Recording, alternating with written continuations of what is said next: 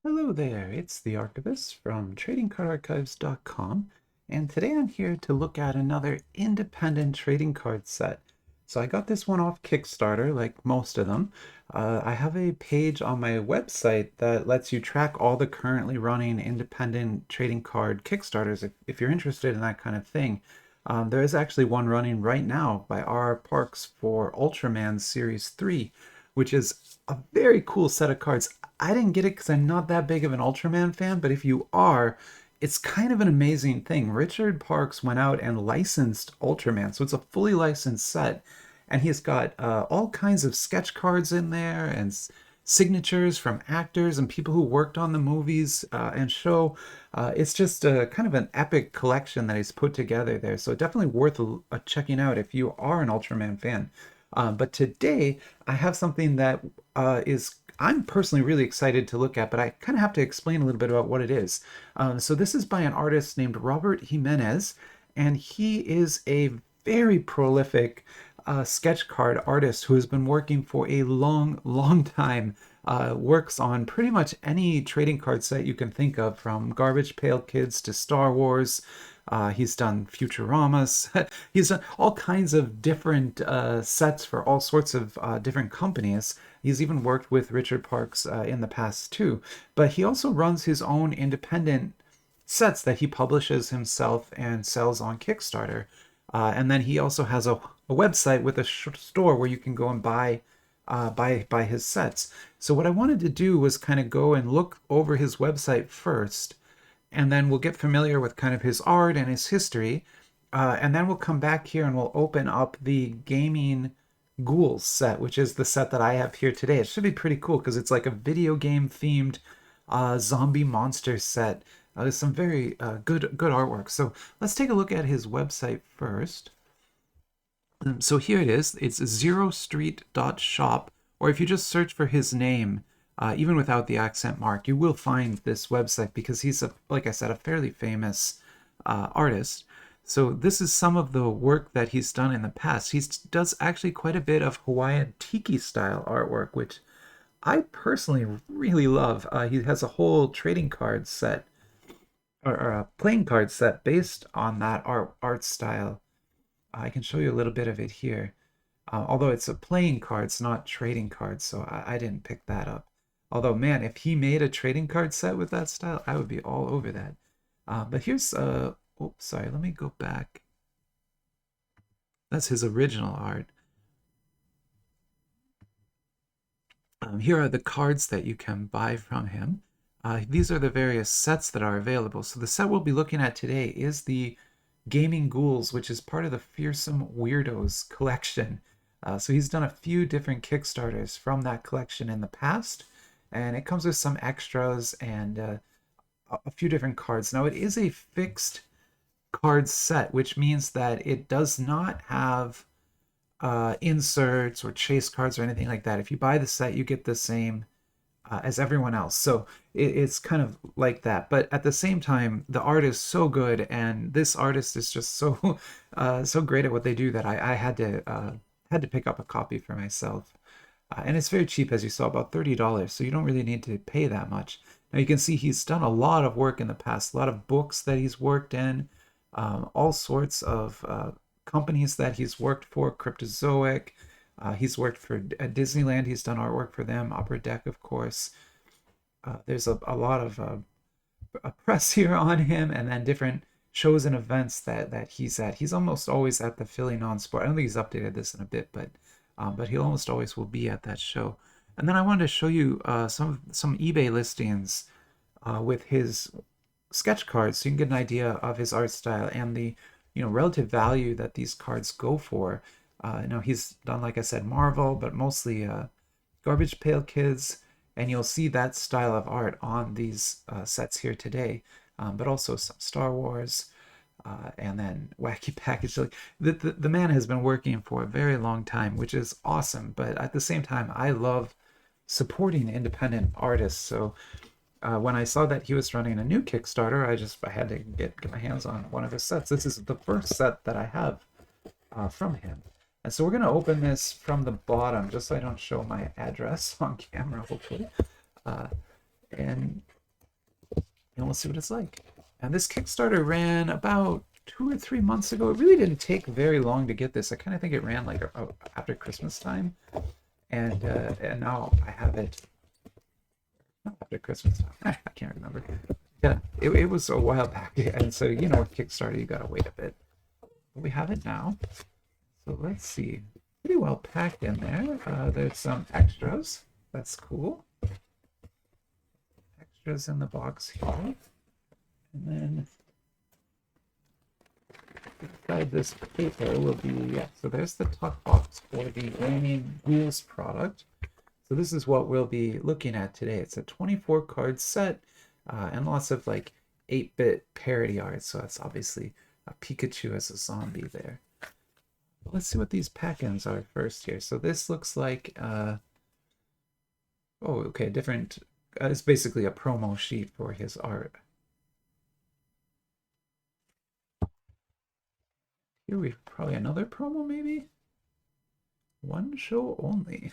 The art. Very nice. Like I said, it's quite an interesting art style that he has, and if you're interested in that type of art, it is, you know, just so much there. He's such a rich and prolific producer. So we'll put those to the side. Maybe I'll leave the Tiki God one out. That one's pretty cool. I'll put that right there. And it's actually like kind of a functional postcard too, which is neat. So, okay, so then we'll take a look at this. And again, remember, it's not randomized, so there won't be any inserts or anything like that. But still, we should get some really nice looking cards here today to add to the collection. There we go. And so our first one is Fort Fright, with the, of course, the banana there. And that is a promo. So this was a promo card that he probably hands this out at events and things to advertise his upcoming schedule. There's Duke Nukem. That's pretty cool. And Galaga, or Gulaga, as we're saying there. And then there is a lenticular here. That's very awesome. So this is a 3D card. If you ever wonder how these are designed and printed, I did a whole video kind of explaining how you, well, if you wanted to try and do this yourself, how you could actually do it, because of the lens and everything. You can buy all those pieces and put that together yourself, but of course it's much easier to pay someone else to do it, but it is possible. Now this is a metallic sticker with the same Fluigi and Malarigio, like malaria maybe? That's probably what it's supposed to be. Okay, and then we've got the regular cards here, so let's go through them. Here's a checklist.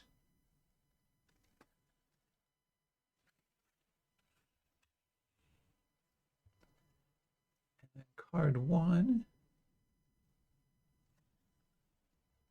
Pikachu. That's good. Beautiful print. I mean, the print came out perfect on that. Now, there's no treatment or anything, but again, you have to remember we're looking at independent trading cards here, so it's a little bit harder to get that kind of thing.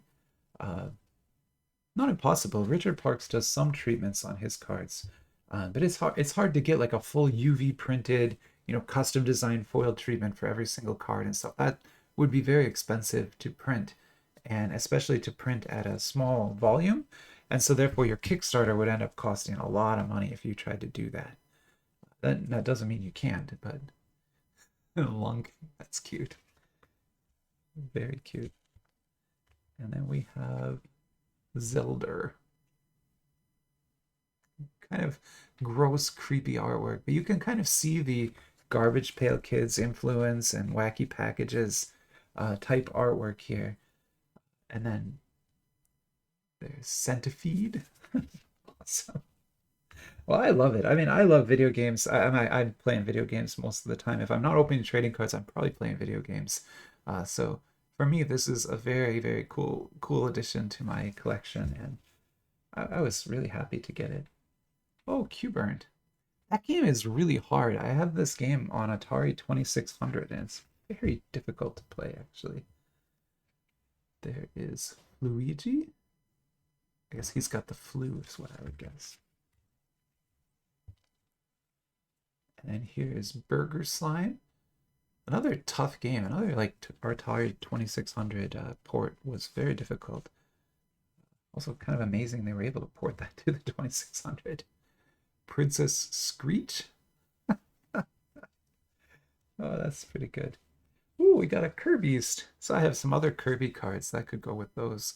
Although that is a very creepy looking Kirby there. Oh wow, it's even scarier on the back. Oh my. And then we've got the Gulaga.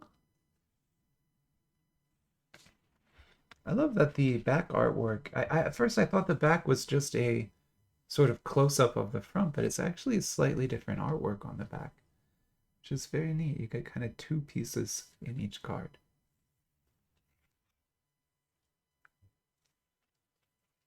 Lizard Suit Larry. That's from the Leisure Suit Larry's Sierra games. I hear there's like a new documentary coming out on Sierra games. I'll definitely check that out because I played all those games when I was a kid. The one I was really obsessed with was Quest for Glory. I think I played all of those and would actually like could beat those. I couldn't beat many of the others. Trackman. He's Dracula, I guess. Oh wow, on the back is an account. That's very neat. Then we have Monster Chief. Oh, Halo, Master Chief. Of course, I had to look at the Halo helmet to figure out what that one was. And here we have Phantom Nook. I'm not sure. I don't know what that one is. What is that one? Phantom Nook? I'm not sure what that one's supposed to be. Maybe I don't know that game. Then we've got Fort Fright, of course. Oh, that's a very creepy panda on the back there. This is Q-Burnt. Decayed Arcade. It's like such a unique and classic art style. I really love the artwork that he makes, and to have a whole collection like this, kind of focused on video games is just amazing. Decayed Arcade. Beautiful. And then one more here. Zombie. How nice. So that's a very fun set that we've got here. And yeah, I hope you enjoyed taking a look at it with me.